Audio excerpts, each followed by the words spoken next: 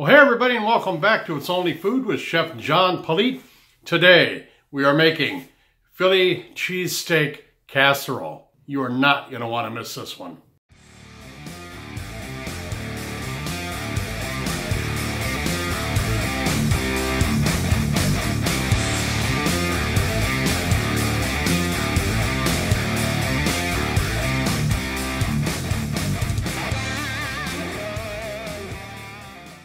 Well, thanks so much for stopping by. I am your charming host, Chef John Politte. And if this is your first time watching, or you just want to learn how to make awesome food, or maybe even start your own cooking channel, then go ahead and do yourself a favor and hit that subscribe button right there, and then click on that notification bell to be notified each and every time I upload new content. All right, well, you clicked on this video to watch me make a Philly cheesesteak casserole, so let's head into the kitchen and see what we've got for ingredients.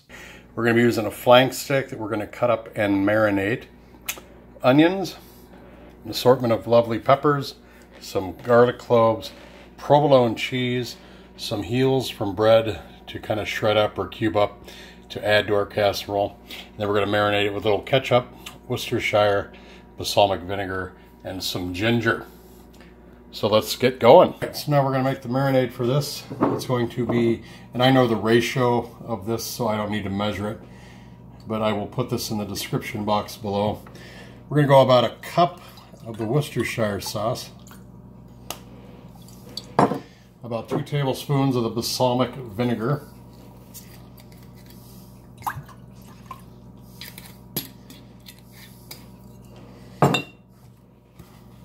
I'm going to go about a tablespoon of the ketchup. We want that acid, we want that acid in here to break down the fibers in the meat as we let it marinate in the bag. I'm going to go about 4 hours on this meat too. We're going to cut it up in our next scene and then add it to our Ziploc bag. But this is the marinade we're going to use to kind of tenderize and flavor up that flank steak so it's even more tender when we go to put it into our dish. And as always, you want to go across the grain, perpendicular to the grain of the meat. So we're just going to cut this very thin across the grain. And I'm not going to use this whole thing because I want to save some of it for another cook that I will be doing. But just enough meat for this casserole that we're making today.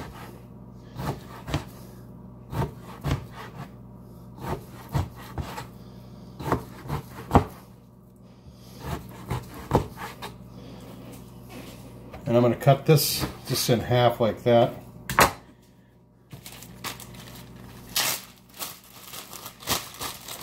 Put your meat in first. That way you've got a base where you can leave your bag open like that without it closing on you when you go to pour your marinade in. Alright, there's our meat. We're going to let this marinate in the refrigerator for about 4 hours, and when we get back we will start putting the rest of this casserole together. Alright, now we've got our meat marinated and in the bag in the fridge. I'm going to go ahead and do some prep here. I'm going to take the bread here and I'm just going to cut it into cubes, because this is going to be the bread part of the Philly cheesesteak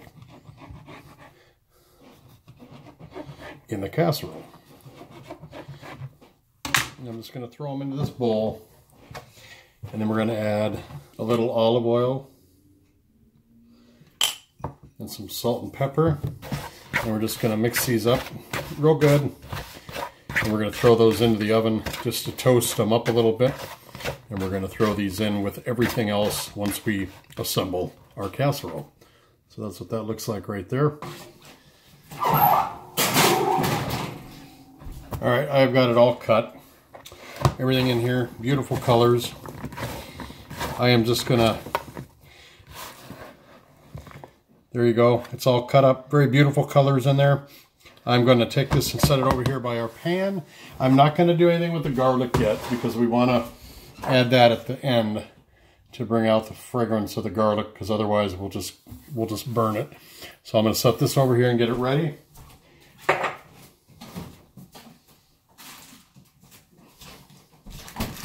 We have our beef that has marinated in the bag with the Worcestershire ginger, balsamic vinaigrette. And the balsamic vinegar. It's already cut and ready to go. So let's get over to the pan and we'll start cooking. All right, well, I've got our cast iron skillet from John and Rebecca over there at Cast Iron Skillet. I won it in their 1K subscriber giveaway. I'm using it for the first time today in this video, so I'll leave a link up there for their show and channel as well. Go check them out and tell them I said hi. All right, I have it on about a medium heat right there. I've added the oil. We're gonna let this get hot. Then we're going to add our vibrantly colored vegetables right there. All right, I'm gonna add the vegetables now.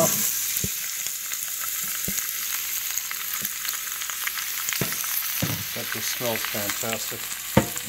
Now I'm going to cover it up with what I thought was another pan, but it is the lid for this. So let me switch hands.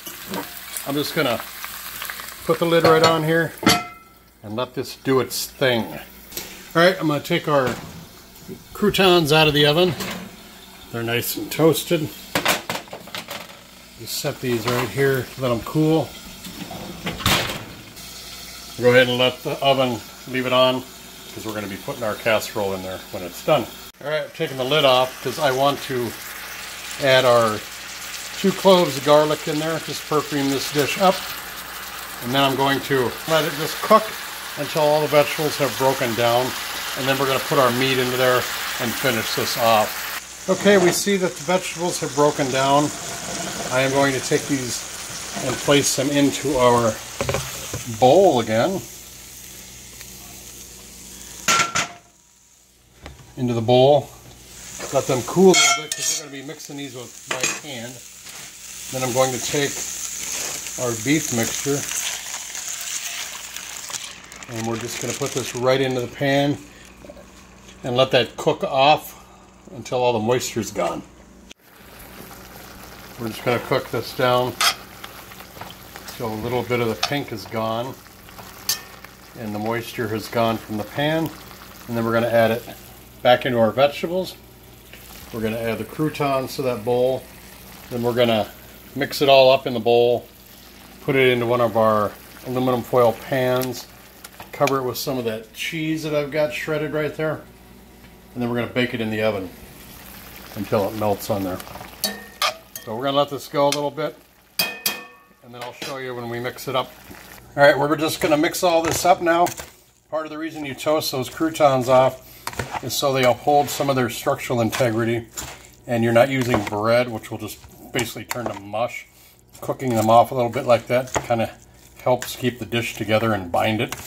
So I am going to put this into our pan and get it all ready to go with the cheese before we throw it in the oven. Okay, here's what it looks like before it even hits the oven. We got all that cheese on there. It smells fantastic. I did taste the roast beef a little bit. It is tender. So I'm going to throw this in the oven for about 10 to 15 minutes. Melt the cheese and we'll see what it looks like when it comes out. Okay, well there it is. Fresh out of the oven. Cheese is melted. It smells glorious. What I'm going to do now is put it on a plate for presentation. Take a ton of pictures of it for social media before we place it on the timeline in our editing program with some groovy music and make this video happen. We're going to come back and taste this.